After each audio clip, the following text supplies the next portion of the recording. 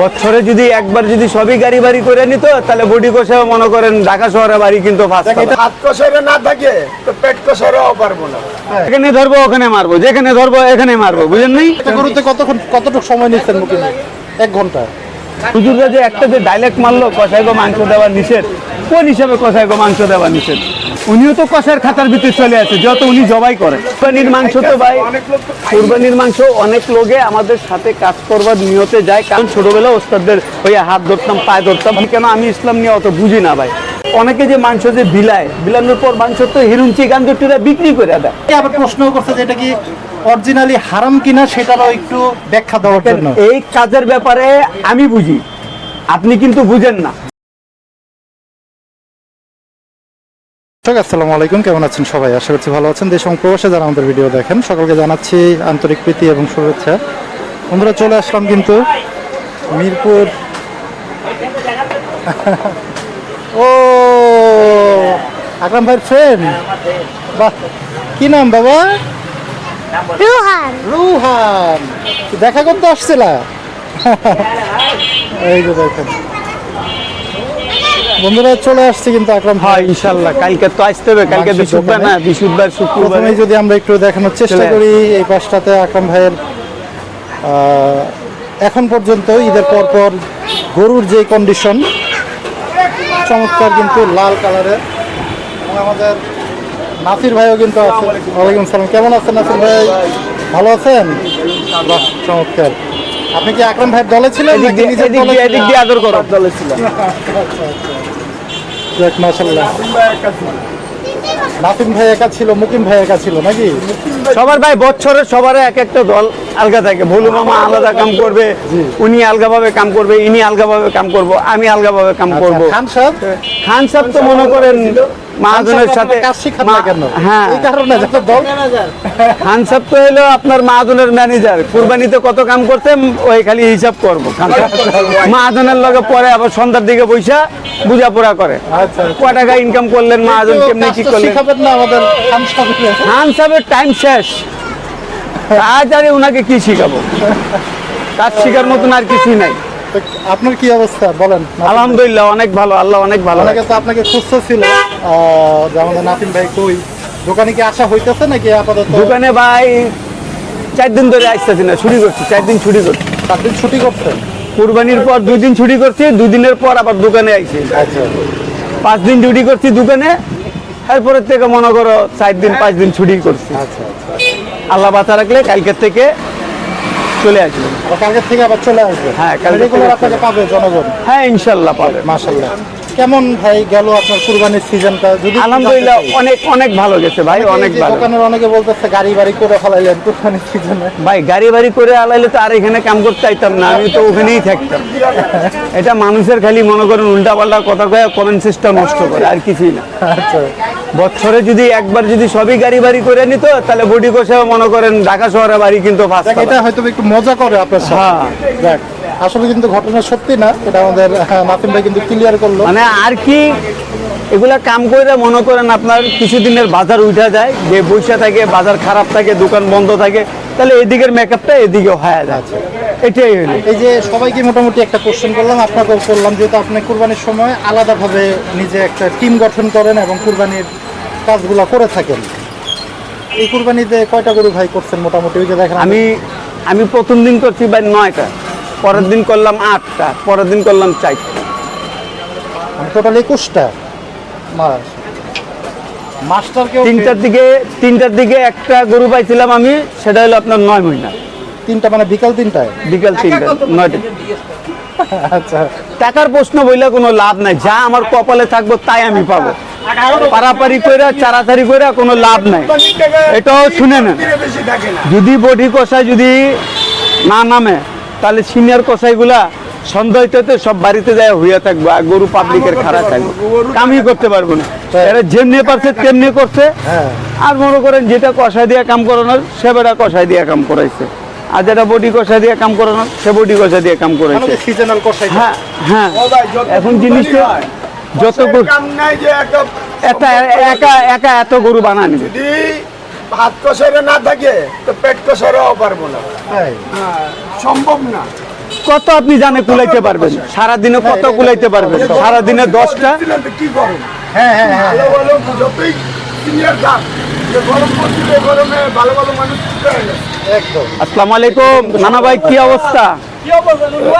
এই তো নানু ভাই ভালো।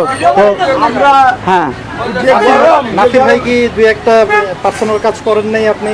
আমার 9টা পার্সোনাল কাম, মানে আকরাম ভাইয়ের পাশাপাশি আবার 9টা পার্সোনাল, ওটা আলাদা টিম। মহাজন কত খাটবে? এই যে দোকানে খাটতেছে, চান্নাতের দিনও খাটলো, আবার কুরবানির কামও করলো, জানটা কত চলবে? না এটা ঠিক। জানের একটা ব্যাপার স্যাপার আছে না? কিনতে গেছে। হ্যাঁ, তাহলে হাডে হাডে দৌড়াদৌড়ি করতেছে, একটা লোক কত দিক দিয়ে সামাল দিছে, তাহলে উনি যতটুকু পারলো অতটুকু করলো, তারপরে নাসির নিজেরটা করলো, উনি নিজেরটা চলে গেল। আপনারা কি কুরবানির চাঁদ পর্যন্ত ছিলেন নাসিম ভাই? আমি ছিলাম ভাই 2টা বন্ধ ছিলাম ভাগ্য গেছে, না, দুপুর 2টা বন্ধ ছিলাম, 2টার পর আমি চলে গেছি ভাই। ভাগ্য গেছে, যাই না, ভাগ্য গেছে না। আমি 7টা গরু, না এটা আমি মাহাজন্য কয়ে দিছি। আমার কারণে আমার পাউডার কিরকম কাটছে, এই যে দেখেন, এটা কি গরুর ফালাইতে যাই? না টান লাগছিল। আমি তো আর জানি না যে গরুর শরীর টান লাগছে না পায়ের টান লাগছে। আমি জানি আপনারা তো খুব দ্রুত একটা গরু প্রসেসিং করে ফেলেন। হ্যাঁ। কুরবানির সময় কি মানে সেম processing করে? সেম কাজ হয় ভাই, দোকানে যেরকম কাজ করি হ্যাঁ। সেরকম কুরবানিতেও করি। সেম কুরবানি মানে আরো আরেকটু তাড়াতাড়ি একটা হয়, শেষ করে আরেকটা যাইতে হবে। আচ্ছা, আরো তাড়াতাড়ি শেষ হয়। একটা গরুতে কতটুকু সময় নিচ্ছেন মুখে? 1 ঘন্টা? মানে যেমন তেমন একটা গরু 3 মণ 4 মণ 5 মণের? যেখানে ধরবো ওখানে মারবো, যেখানে ধরবো এখানে মারবো, বুঝেন নাই? আচ্ছা। ধরো মারো। আর দোকানের তো মনে করেন মাহাজন কোনটা কইছে দাঁড়ায় থাকতে হবে, আসলে তারপরে হ্যাঁ। আবার দোকানের হিসাবে মনে করেন তাড়াতাড়ি হয়, কেন লাগে তখন মনে করেন সব সিনিয়র এক জায়গা থাকে, যেমন শুক্রবারটাতে আপনাদের অনেক প্রেসার থাকে। অনেক প্রেশার থাকে না। এখন কুরবানির সময় তো আমি ফাইসা গেলে উনি তো আর আসবে না নিজের কাজ না, থেকে, না, না। উনি তো নিজের কাজ দেখবে, আর দোকানে বাইজা গেলে আইসা হেল্প করবে, যেহেতু দোকানে সব কিছু একসাথেই আছে আমরা। তো কুরবানির থেকে আর দোকান থেকে অনেক ব্যস্ত কম আছে ভাই। কুরবানি থেকে যে মনে করেন ওটা হুজুর আসবে, জবাই করবে, তারপরে ই করবে, কিন্তু একটা জিনিস কুরবানির কাজ আর দোকানের কাজ অনেক ব্যস্ত কম আছে। একটা লোকও মাংস দেয় না, শুধু একটা লোক আমাকে শিবুলকে একটা গরু জবাই করছি, শুধু একটা লোক 1 কেজি মাংস দিছে, নাসিম এটা তোমার জন্য দিলাম। তা আমার কথা হলো উনিও তো কিন্তু হুজুরের কথা শুনছে, দাঁড়ান, উনিও কিন্তু হুজুরের কথাটা শুনছে, কসাদেরকে মাংস দেওয়া নিষেধ, তারপরে উনি মাংসটা আমাকে দিছে। কেন দিছে জানেন? তবরুক হিসাবে দিছে। আমার যে কাজ যে করলাম সে পরিশ্রমের টাকা না দিয়ে আমাকে মাংস দিছে তেমন না, উনি তবরুক হিসাবে দিছে। আল্লাহর নামে কুরবানি হয়েছে, উনি দিতেই পারে। কিন্তু হুজুররা যে একটা যে ডাইলেক্ট মারলো কষাইগো মাংস দেওয়া নিষেধ, কোন হিসাবে কষাইগো মাংস দেওয়া নিষেধ? তাহলে গরু তো জবাই করে হুজুররা, এটা শ্রম হিসাবে দেওয়া নেই। আমার কথা শুনেন, গরু তো জবাই করে হুজুররা, তাহলে হুজুরদেরকেও মাংস দেওয়া নিষেধ। হুজুররা কেন নেয়? উনিও তো কষার খাতার ভিতরে চলে আসে, যত উনি জবাই করে, আমরা বানাই, ওনারা জবাই করে, তাহলে ওনারাও দেওয়া যাবে না। ওনারা যে এইগুলো যে কথাটা বলছে, কি উদাহরণ দিয়ে কথাটা বলছে সেটা আমি বুঝতে পারছি। পরিশ্রম করবা, পরিশ্রমের টাকা নিবা, মাংস নিবা না, এটাই তো। কিন্তু এটার ভিতর তো মনে করেন যে এত মানুষ ওনাদের সাথে খাটে না, আমার সাথেও খাটে, ওরা একটা মনে আশা নিয়ে থাকে। অনেকেও তো মনে করেন মাংস খাইতেও পারে না, কুরবানির মাংস অনেকেও খাইতে পারে না। তার মানে কি এরকম যে আপনারা চাইলে মাংস নিয়ে খাচ্ছেন? আমি যখন ইচ্ছা তখন নিয়ে খাইতে পারবো, কিন্তু একটা রিক্সা চালক বা ভ্যান চালক তখন ইচ্ছা তখন খাইতে পারবে না। আপনারা যে নিয়ে খাচ্ছেন বললেন যে আমি আমি যখন ইচ্ছা তখন খাইতে পারি, খাইতে পারি, সপ্তাহের ভিতরে মনে করেন 2 দিন এটা তো 3 দিন কিনা খাইতে হইতেছে। কিনা খাইতে হইতো। কুরবানির মাংস তো ভাই, কুরবানির মাংস অনেক লোকে আমাদের সাথে কাজ করবার নিয়তে যায়, কাজ করে, তারপরে কিছু মাংসের চাহিদার ভিতরে হয়ে যায়, কিন্তু দেয় না। তো অনেক গরিব কিন্তু থাকে, তবরুক হিসেবে মাংসটা দিতে পারে, কিন্তু আমরা জোর দাবাও করতেছি না যে আমার 5 কেজি দেন 10 কেজি দেন। আপনি অনলি হাফ কেজিও দিলে চলে, হাফ কেজি করে যদি 10 জায়গার থেকেও পাই, তাহলে মনে করেন মানে এটা তবরুক হিসাবে। আমি বলিনি যে আপনি আমাকে পরিশ্রম হিসাবে মাংসটা দেন বা আমার টাকা কম দেন, আমি এটা বলিনি। তো হুজুররা যে এই ব্যাখ্যাটা দিলেন, তো এটা কিন্তু, ওনাদের ব্যাখ্যাটা নাসিম ওনারা ভাই জানেন। আসলে হুজুররা যেটা বলে আসলে যে শ্রমের যে মজুরি সেটা হিসাবে কিন্তু মাংস দেওয়াটা আসলে প্রযোজ্য না। ভাই সেটা আমরা যখন কিন্তু ছোটবেলায় ইসলামে ওস্তাদদের কিন্তু লগে নিষেধ কাম আছে। করতাম তখন মনে করেন কসাইদের মাংস আগে দিয়ে দিত, কথা এটা তোমরা নিয়ে যাও। আমরা যখন ছোটবেলা ওস্তাদদের ওই হাত ধরতাম, পায়ে ধরতাম, মানে এটা তো মনে করেন দিয়া দিত। এখন কি মনে করেন এটা 10 বছর 12 বছর ধরে এই সিস্টেমটা বের হয়েছে যে হুজুররা নিষেধ করে। হুজুর কেমনি নিষেধ করছে, কোন হিসাবে নিষেধ করছে? যে আপনি ওই যদি পরিশ্রম করে তাহলে আপনি ওকে পরিশ্রমের টাকাটা দিবেন, পরিশ্রমের জায়গায় মনে করেন মাংস দিয়ে আবার ওটা মিল করবেন না। এখন আপনার খুশির উপরে যদি হয় তাহলে আপনি দিতে পারেন। বাহ, চমৎকার চমৎকার। এটা এবং ভাই এখন ইসলাম নিয়ে কোনো ঘাটাঘাটি আমরা না করলে ভালো থাকি। কেন আমি ইসলাম নিয়ে অত বুঝি না ভাই। আমার যতটুক মানে আল্লাহ আমাকে যতটুক বুঝ দিতে সেই বুঝ দিয়ে আমি কথা বলি। দেখেন অনেকগুলা লোক আছে দাড়ি ঝুব্বা একবারে মানে অনেক ভদ্র, কিন্তু শয়তানি মনে আছে। কিন্তু ইসলাম নিয়ে যদি ইসলাম তেমন একটা ভার না ভাই, ইসলামকে ভার আমরাই কইরা দিতে, ঠিক আছে? শহীদ পথে চলেন। আল্লাহ আপনাকে মেধা দিছে না, আপনি কারোর টাকা মারবেন না, কারোর সাথে বেমানি করবেন না, পরিশ্রমের টাকা নিয়ে আটকায় রাখবেন, এটা ভালো না, ঠিক আছে? এগুলো তো মনে করেন আমরা মুসলিমের হিসাবে বলছি, যার যে পরিশ্রম করে তার টাকাটা দেওয়া ভালো। কিন্তু এখানে তো মনে করেন অনেকগুলা লোগো আছে। আমি একটা কথা বলি, আপনি তো একটা শিক্ষিত লোক, তা আপনি কি মনে করলেন যে এটা ঠিক না বেঠিক? এটা কিন্তু তবরুক হিসাবে আপনি আমাকে দিতে পারেন, ওনাকেও দিতে পারেন। এখন আপনি যে একটা হুজুরের যে কথাটা যে উল্লেখ করে ধরে বয়ে রয়েছেন যে না হুজুরের নিষেধ করছে, দেওয়া যাবে না, এটা কেমনি কোন হাদিসে আছে যে দেওয়া যাবে না? এটা আসলে কোনো হাদিসে নাই। হাদিসে নাই, এটা আমিও পাই। তাহলে এটা আপনি মুখ দিয়ে বললেন? জি হ্যাঁ, জি, এটা আমি যত হুজুররা বললো যে কসাইদেরকে মাংস দেওয়া নিষেধ, তাহলে কসাইদেরকে মাংস দেওয়া নিষেধ, তাহলে আমি তো মনে করি এটা আপনি আল্লাহর নামে দিচ্ছেন না। এই মাংস না আল্লাহর কাছে যাবে না আল্লাহর কাছে রক্ত যাবে, কিছুই যাবে না। তা আপনার কি যাবে? আপনি যেটা নেক কাম করেছেন সেটাই যাবে। আপনি নিয়তটা করলেন যে আল্লাহর নামে আমি দিবে, ওই আল্লাহর নামেই যাবে, ঠিক আছে? তাহলে যে একটা লোক যে আমাদের সাথে যে পরিশ্রম করতেছে তাও কিন্তু মনে একটা আশা নিয়ে আছে যে আমি নাসিমবার লগে গেলে তাই 1 কেজির মতন বা 1/2 কেজির মতন মাংস পাবো। অনেকে যে মাংস যে বিলানোর পর মাংস তো হিরুঞ্চি গাঞ্জটিরা বিক্রি করে দেয়। হ্যাঁ, রাস্তায় আমরা অনেক রাস্তায় আপনারা দেখেন না যে বিক্রি করে দেয়, বিকেল বেলা দেখি যে 700-800 টাকায় কেজি বিক্রি করতেছে না। তাহলে এই মাংসটা যদি মনে করেন কোনো গরিব পায়, আমাদের সাথে তো অনেকগুলা কাজ করে কিছু আশা নিয়ে, যে আমরা কাজ করে না, ওই যে টিম গঠন করলাম, ওই যে হাত ধরলো পা ধরলো মাংসগুলো উঠায় নিয়ে যাইতেছে, ওদেরও মনে কিন্তু একটা আশা থাকে যে আমরা কিছু মাংস পাবো। হয়তো বা সচরাচর গরুর মাংস কিনে খাওয়ার সেই সক্ষমতাও নাই। আছে অনেকের লোকে আছে, কিন্তু এই যে ভিক্ষা করে যে নেওয়া যায় এরা মাংস বিক্রি করে, তো এটা ঠিক না বেঠিক? এটা কোন 100% ঠিক কিনা বলুন। এই যে হুজুররা যে বললো যে কসাইদেরকে মাংস দেওয়া নিষেধ, তাহলে এটা নিয়ে হুজুররা কি কথা বললো? এটা নিয়ে কোনো কথা বললো না? এটা অবশ্য যারা এই ব্যাপারটা জানেন আমি অবশ্যই বলবো যে একটু কমেন্টে জানাবেন যে নাসিম ভাই কিন্তু একটা প্রশ্ন ছুড়ে দিল। তারপরে আসলে আরেকটা জিনিস দেখেন যে ইসলাম করে, ইসলামী ব্যাংক আছে, ইসলামী হাসপাতাল আছে, ইসলামী হাসপাতাল যে ইসলামী ব্যাংক যে আছে ওই ব্যাংকের ভিতরে কি সুদের আধার বাড়ে না? হ্যাঁ, মুনাফা পায়। হ্যাঁ, পায় না? তাহলে ওটা কি হারাম না? আপনি তো বলে দিলেন কসাইরে মাংস দেওয়া হারাম, মাংস দেওয়া যাবে না, তাহলে ওই যে আপনি যে টাকা যে নিচ্ছেন লাভের টাকাটা, ওটা কি হারাম হয় না? ওটা কি ইসলামের পর্যায়ে যায়?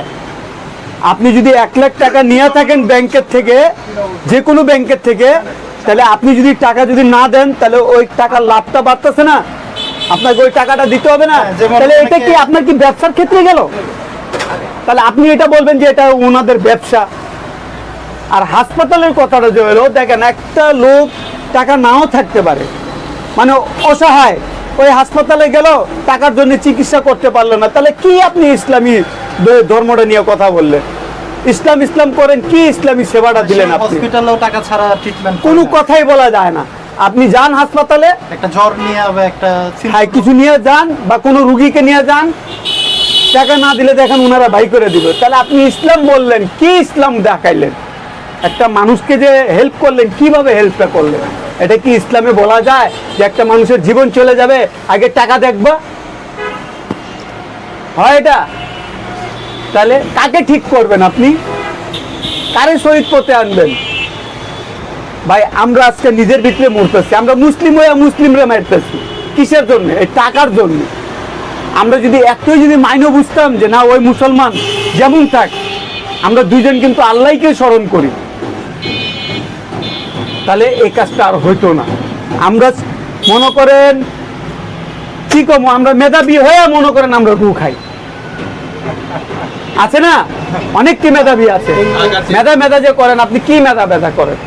অনেক অসহায় রাস্তায় পড়ে আছে, আছে আছে আছে অনেক না অনেক খায় অসহায়। দিনটা পার করতেছে। আপনি যা দেখেন কয়জনের খবর রাখতে পারতেছি আমি? কয়জনের খবর রাখে? যে যার মনে করেন ক্ষমতা আছে, যার টাকা আছে, ওকেই লোকজন দেখা সালাম করবে। উনি দুটা কথা বললে মাইনও রাখে, আর একটা লোক কথা বললে কোনো মাইনও রাখে না। আমি বিজ্ঞ একটা লোকের কাছ থেকে শুনছিলাম যে ভাই আমাদের মেন্টালিটিতে এমন একটা পর্যায়ে চলে গেছে যে আমরা একটা দামি স্প্রে ব্যবহার করতেছি 2000, 3000, 5000 বা অনেক বিলাসিতা করতেছি। যেমন ঘরের একটা সাজানোর জন্য একটা এমন একটা শোপিস কিনতেছি যেখানে হয়তো বা যেটা 40,000, 50,000, লাখ টাকাও দাম আছে। টাকাও ছাড়াই যায়, লাখ টাকাও ছাড়া যায়। সামান্য একটা রিক্সাতে উঠলে 10 আমরা- টাকা সে যদি বেশি চায় তাহলে ওটা নিয়ে আমরা মারামারি করি, কারাকারি করি, বা কেন নিবা? একটা বিজ্ঞ লোকের কাছ থেকে আমার শোনা এই ব্যাপারগুলো। তো আপনার কথার সাথে আমি একমত যে আমরা আসলে মানুষ বা অনেক ধর্মের কথাও বলি, কিন্তু আসলে কতটা কি মানুষ ধর্মের হয়তো কাজটা আমরা করলাম? করতে পারি সেটাই। এই যে বললেন যে হুজুর কসাইদারকে মাংস নিষেধ, আমি আপনার কথা একমত, ঠিক আছে নিষেধ, আমি পরিশ্রম করব, আপনি আমার পরিশ্রমের টাকা দিবেন, কিন্তু এই যে জবাইটা যে আপনি করলেন এটা তো আল্লাহর নামে বিলাইবেন না? অবশ্যই। তো আল্লাহর নামে যদি আমি হাত কেজি পাই, কোন থেকে খারাপ আছে? কোন দিক দিয়ে খারাপ আছে আপনি আমাকে বুঝান। আরে এমনও লোক দেখছে যে মাংস আমরা দোকানে খাওয়া দে কুত্তারে, এই মাংস আমি ফালা দিছি, এই মাংস উড়ে করে এটা কাইটা দিয়ে দাও, কাইটা দিয়ে দাও। আচ্ছা নাসিম ভাই, এই ব্যাপারটা নিয়ে অনেকের আবার দ্বিমত আছে। আপনি এই ব্যাপারটা আরো কিছু ভিডিওতে বলছেন, যেমন গান্ডুসের একটা মাংস আপনারা বলেন, হ্যাঁ এই মাংসটা আপনারা কুকুরকে খাওয়াই দেন বা হারাম মাংস হিসাবে। হ্যাঁ, ওটা হারাম হিসাবে দেখেন। আমরা অনেকে ছোটবেলায় আবার যখন হাদিসেও বলছে যে হ্যাঁ, বলেন। হাদিসে নাকি এরকম কোনো তথ্য নাই যে গরুর কি কি জিনিস হারাম, রক্ত, চামড়া এগুলো হয়তো বা খাওয়া যাবে না। তাছাড়া মোটামুটি যেমন অনেকে বলে যে ভাই যদি এইটা হারাম হয় তাহলে ভুঁড়িটা কেন খাই, ভুঁড়িটাও তো হারাম হবে, হারাম হবে। হারাম হবে না? অনেকে কিন্তু এই প্রশ্নটা করছে আপনারই একটা ভিডিওতে। হ্যাঁ ঠিক আছে, অনেকে করছে আপনাকে আমি এই প্রশ্নের উত্তরটা দিচ্ছি। এবং আমাদের তানভীর চাচা ছিল এবং অনেকেই প্রশ্নটা করছে এবং অনেকে আবার প্রশ্নও করছে যে এটা কি অরিজিনালি হারাম কিনা, সেটারও একটু ব্যাখ্যা দেওয়ার জন্য। এই কাজের ব্যাপারে আমি বুঝি, আপনি কিন্তু বুঝেন না। জি না, কোন জায়গা থেকে গরুটা আপনার জবাই করার পর দমটা ঠান্ডা হবে সেটা আমি বুঝতেছি, আপনি বুঝতেছেন না। আর যেহেতু আপনি যখন মাংসের ব্যাপারটা বলছেন, আমরা যখন ছোটবেলায় কাজ করতাম আমাদের বাজারে, হয়তো উনি পড়ালেখা জানে নাই, কিন্তু গুলো তো মাহাজন পড়ালেখা করছে, সেটা তো হাদিস কোরআন ঘাটাঘাটি করছে, বা ওনারা বড়দের সাথে ডিসিশন করছে যে এই মাংসটা ভালো না খারাপ। তা আমরা তো বাজার থেকেই দেখছি আসছি নাকি? আপনি কিছু করলে আপনার ছেলে মেয়ে শিখবে যে আমার বাবা এই কাজটা করতো, আমি আমার বাবার থেকে শিখেছি। তা আমরা যে কাজটা যে শিখলাম, আমাদের তো মনে করেন বাপদাদারও মনে করেন এই বাজারে দিনটা পার করলো, এটা তাহলে উনারাই তো আমাদেরকে বললো যে এই জিনিসটা খাওয়ানো যাইবো না। কেন খাওয়ানো যাইবো না? যে পেনিস যে আছে, এই পেনিসের সাথে আর মনে করেন পায়খানার রাস্তার সাথে এই মাংসটা অ্যাডজাস্ট আছে, তো ওনারা মনে করেন এই পেনিস হিসাবে মনে করেন এই জিনিসটা দেখাইছে যে এই জিনিসটা খাওয়ানো যাইবো না। সেম কিন্তু মানুষের কিন্তু আছে। এটা কি সব কসাইখানাতে কি এরকম এই মাংসটা ফালায় নাসিম ভাই আপনার জানা মতে? এটা আগে ফালাইতো ভাই, এখন মনে করেন মালের দাম বাড়তি দেখে এখন কেউ ফালায় না। মালের দামের হিসাবে আপনাকে আমি একটা প্রশ্নটা বলি, যেমনি দেখেন কুরবানিতে অনেকে গরু 500 টাকা কেজিও কিনছে, কেউ মনে করেন 600 টাকা কেজিও কিনছে, কেউ মনে করেন 1000 টাকাও কেজি কিনছে। কেন কিনতে পারছে? যে একটা গরু হাটে এখন বর্তমানে আছে আপনার গাবতলী হাট, এখন কিন্তু কোনো জায়গায় হাট নাই। জি না। আর যদি হাট পান তাহলে গ্রাম অঞ্চলে। জি। তাই সেরকম মনে করেন ঢাকা শহরে কয়টা হাট লাগানোর অনুমতি দেয় সরকার? 10টা, 12টা, 20টা, 17, 20টা। তাহলে আপনার ব্যাপারী কতগুলা বাড়লো? জি। তো কেউ মনে করেন যদি একটা গরু নিয়ে আসলে তো ওই তো আর মনে করেন 10,000 টাকা কমও হইলো ওই দিয়ে যাইবো গা, ওই একটা গরু নিয়ে কি টানবো? কারণ অনেক খরচ আছে একটা গরু নিয়ে হ্যাঁ। আসা নিয়ে যাওয়া নেওয়া যাওয়া তারপরে অনেক খরচ আছে না, রাখা। রাখা এবং আমাদের হাটের এখন যে অবস্থা একটা গরু ঢুকাইলেই মানে একদম ছোট নিম্নে একটা গরু 5,000 টাকা লাগে। 5,000 টাকা লাগে। আর একটু বড় তাহলে সাইজের হলে উনি- 10,000 15,000 তাহলে 20,000 ওইটাই মনে করেন কম দামে দেওয়া জায়গা এটা এবং দিতে হয় বিক্রির আগে। হ্যাঁ। আর তারপর অনেকে মনে করেন আইসা কথা বলে আমি কুরবানিতে এত কম দামে কিনছি। আরে ভাই আপনি কম দামে কিনছেন, কেমনে কিনছেন? ওখানে তো মনে করেন হাজার হাজার ব্যাপারী, আর এখানে তো মনে করেন যে প্রতিদিনের যে ব্যাপারী এই মাল আনে, মাল বেচা কিনা করে, অগর থেকে কি আপনি কি কমে কিনতে পারবেন? জীবনেও পারবেন না। কারণ তারা তো একটা পাকনি করে কিনে। হ্যাঁ, ওরা তো মনে করেন একটা আইডিয়া নিয়ে কিনে যে এইটা এই মালটা এতটুকু মাংস পারবে, এতটুকু বেচলে আমার কারণ আয় হবে। সারা বছর মোটামুটি মাংসের হিসাব করে গরু বিক্রি করতে হয়। তাহলে আর ওনারা তো মাংসের হিসাব করতে পারতেছে না। অনেক ব্যাপারীরা অনেক ব্যাপারই মনে করেন আমি নিজে জবাই করছি, মনে করেন অনেকগুলা মাংস আপনার 600 টাকা কেজি কিনা পড়ছে, আর কেউ মনে করেন 700 টাকা কেজি কিনা পড়ছে। তাহলে কুরবানিটা আর এটা মিলাইলে মিলবে না ভাই। ওটা মনে করেন সব নিজে অনেকগুলো ব্যাপারই থাকে, যে যেমনি পারবে তেমনি বেচা যাইবে, বুঝতে পারছেন? তাহলে এখন যদি আপনি একটা গরু যদি 4 মনের গরু আপনি যান কিনতে, 4 মনের গরু এমনও হয়েছে যে লোক 1 লাখ টাকা দিয়ে নিয়ে আসে, হ্যাঁ। 1,10,000 নিয়ে আসে। এখন আপনি আইনা দেখাতে পারবেন? এখন এই ব্যাপারের থেকে এই সময় দায়িত্ব পারবেন? এখন আটে গেলে গরুই নেই। আর আমি যতদূর মনে করি যে মনে করেন কুরবানির আশা না কইরা এখন যে আপনার ব্যাপারী ভাইরা যে আছে গ্রাম অঞ্চলে যে গরু লালন পালন করে, এটা যে গ্রামে যে যেরকম দাম পাক 2 টাকা আয় পাইলে দিয়ে দেবে। ঢাকা শহরের অপেক্ষায় থাকলে মনে করেন ওই গরুটা লস। আর আরেক হিসাবে দেখেন যে এবার আপনি একটু বৃষ্টি হয়েছে, হ্যাঁ এই বৃষ্টির ভিতরে প্রচুর মনে বৃষ্টি করেন হয়েছে। বড় গরুগুলার একটু জানটা বাড়ছে, ছোট গরুগুলার একটু মরণটা হয়ে গেছে, কেমন হয়ে গেছে, পায়ে খুরা রোগ হয়ে গেছে। প্রত্যেকটা গরু আমরা দেখেছি কুরবানির সময় জবাই করতে, আপনাদের দোকানেও এরকম একটা ঘটনা পাটা ঘটছে। ঝইরে গেছে। হ্যাঁ। আমাদের দোকানেও এই ঘটনাটা রয়েছে। ঘটছে। এই ঘটনাটা হবার কারণ আছে ওই যে মনে করেন এক তো মনে করেন গরু খাড়া থাকে বালুর উপরে, দ্বিতীয় বৃষ্টি, আর 2 দিনে মনে করেন এগুলো তো নরম হয়ে যায়। হ্যাঁ। আমরা পানির ভিতরে 8 দিন 1 ঘন্টা মনে করেন হাত আমাকে একবারে সাদা হয়ে যায়। রাইট। আমরা একটা গরু বেশি আপনার মনে করেন 9টা বা 12টা গরু জবাই করবো, আমাদের হাত পা খায় নিব নিজে। তা ওই একটা পশু ওটাকে এইভাবে রাখলে এই বৃষ্টির ভিতরে মনে করেন পানিটা হয়েছে, পাটা খায় নিছে, ব্যাপারীরা যেমনি পাইছে এমনি বেচা হয়ে গেছে। এদিকেও মার খেয়েছে ব্যাপারী, পুরো রোগটা হইলে মনে হয় গরুটা, পুরো রোগ। দাঁড়াইতে কষ্ট হয়। অনেক কষ্ট হয়ে যায় ভাই, ওরা হাঁটাইতে পারবেন না। যেমনি মনে করেন একটা পায়ে আমি ব্যথা পাইলাম, জি। এখন আমি কি হাঁটতে পারবো তেমন? এখন তো আল্লাহর মতো সুস্থ আছে, এখন তো হাঁটতে পারবো, কিন্তু আমি যদি পায়ে দিয়ে ইট দিয়ে উঠতে খাই যদি করে দেয় তাহলে তো আমার তো হাঁটা তখন তো অনেক কষ্ট হবে, হ্যাঁ। অনেক কষ্ট হবে। তো এরকমই মনে করেন বৃষ্টি বাদলের টাইমে কিছু কিছু ব্যাপারীরা এই যে গরু ভিজে গেলে বা খুরা খায়া নিলে ওদেরও লস হয়ে যায়। চমৎকার কিন্তু। এবং নাসিম ভাই কিন্তু আজকের ভিডিওতে বেশ কিছু প্রশ্ন রাখলো আপনাদের। আমি আশা করব সেই প্রশ্নগুলোর উত্তর অবশ্যই আপনারা কমেন্টে দিবেন। বিজ্ঞ যারা আছেন, হুজুর আলেম যারা আছেন, তারা কিন্তু এই ব্যাপারটা নিয়ে একটু জানাবেন, কারণ ওনারা কিন্তু তো ওনাদের কারণে মনে করেন একটা গরিবের পেটে লাথি মারা হয়ে গেছে। দ্বিধাদ্বন্দ্ব তো থাকে। হ্যাঁ, যেটা বাঁচতে হবে। যাই হোক, কেউ তো কিনে সহজে খাইতে পারেন। ওই ভাই, একটা আমি আশা আশা আছে যে করবো যে কুরবানি, সেটা ও হুজুর একটা আপনারা কথা অবশ্যই কয়ে দিছে, এটাই নিয়ে সব পারাপারি। ভিডিওর মাধ্যমে উত্তরটা পেয়ে যাবেন যে আসলে এটা কতটুকু হালাল বা হারাম। হয়তো ভাই আমাকে কেউ রঙও বলতে পারবে, কেউ ভালোও বলতে পারবে, কেউ খারাপও বলতে পারবে, তাতে বিষয় না। কিন্তু আপনাদেরকে আল্লাহ মেধা দিছে, মেধাটা খাটান, মেধা খাটায় আপনারা বলেন যে আমি কি রং কথা বলছি না সঠিক কথা বলছি। চমৎকার। এটা কিন্তু আল্লাহর নামে কিন্তু জবাই হয়েছে গরুটা, এটা কিন্তু মনে রাখেন। যাক, তো বন্ধুরা ভিডিও আজকে শেষ করব। যদি কোনো প্রশ্ন থাকে বা কোনো টপিক থাকে নাসিম ভাইয়ের কাছে বা অন্য কারো কাছ থেকে যদি জানার কিছু থাকে আপনারা আমাদের করবেন, আমরা কিন্তু সেই টপিক নিয়ে কিন্তু কথা বলবো এবং ভিডিও ধারণ করব।